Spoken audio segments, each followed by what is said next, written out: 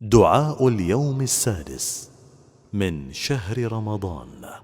بسم الله الرحمن الرحيم. اللهم صل على محمد وآل محمد. اللهم لا تخذلني فيه لتعرضي معصيتك،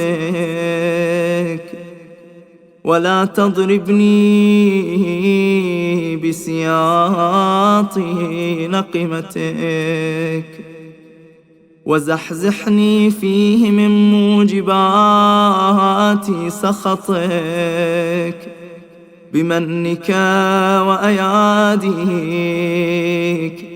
يا منتهى رغبة الراغبين.